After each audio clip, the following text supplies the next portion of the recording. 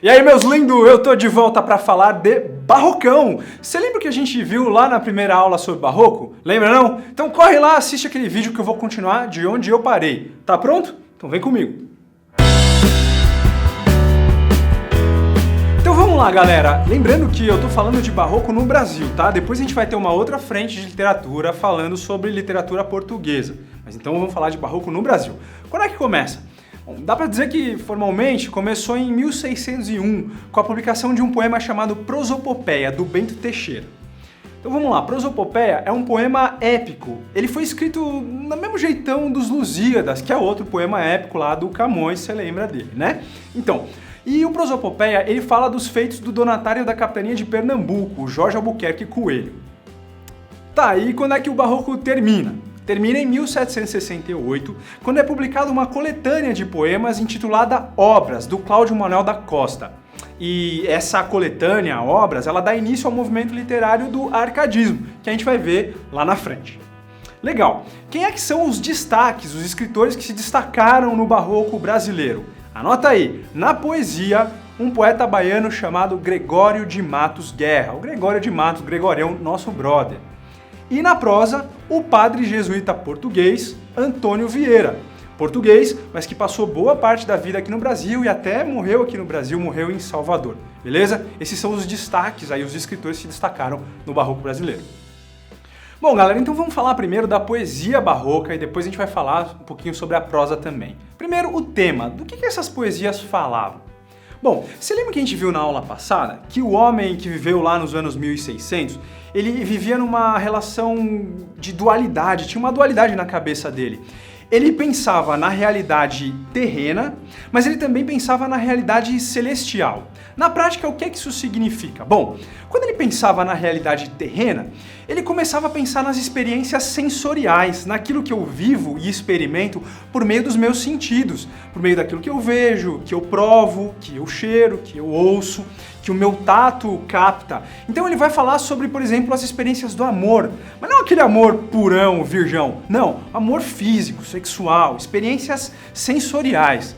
E vai falar sobre outros temas, mas sempre sob essa ótica, de como eu percebo o mundo por meio dos meus sentidos.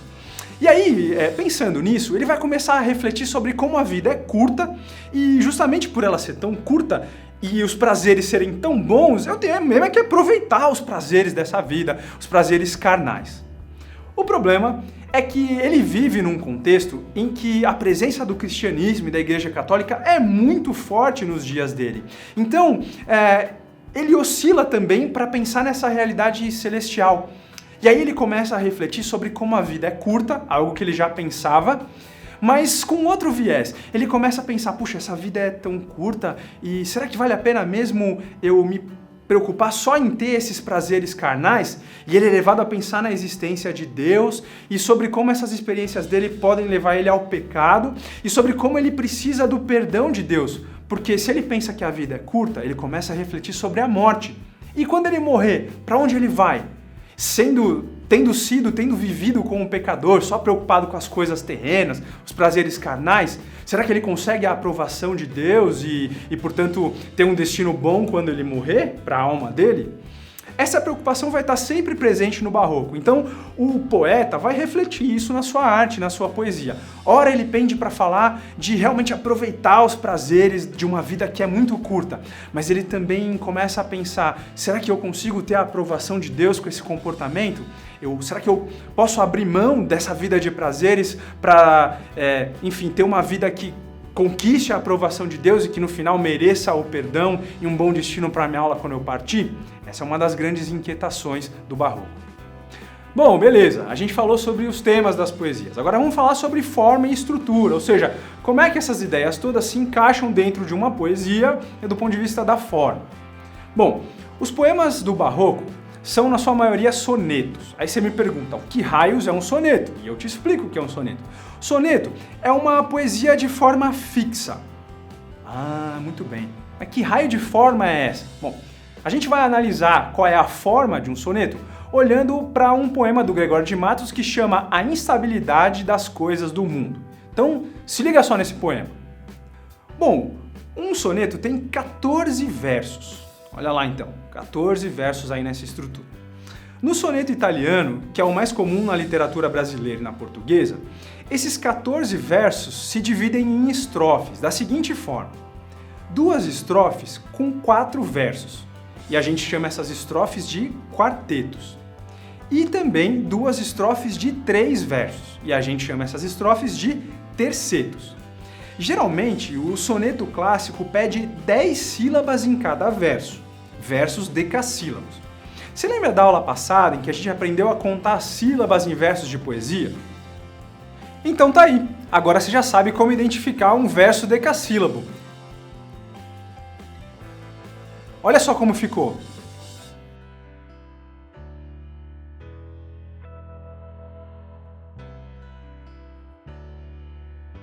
Então tá aí, agora você já sabe identificar um soneto. Bora pro próximo? Bom, e na prosa, você me pergunta, qual que é a história? Bom, a prosa é mais fácil de lembrar. A prosa barroca, ela tem uma finalidade de catequese. O que isso significa? De ensinar os princípios da fé cristã, da religião cristã, para os não convertidos ou para os recém-convertidos.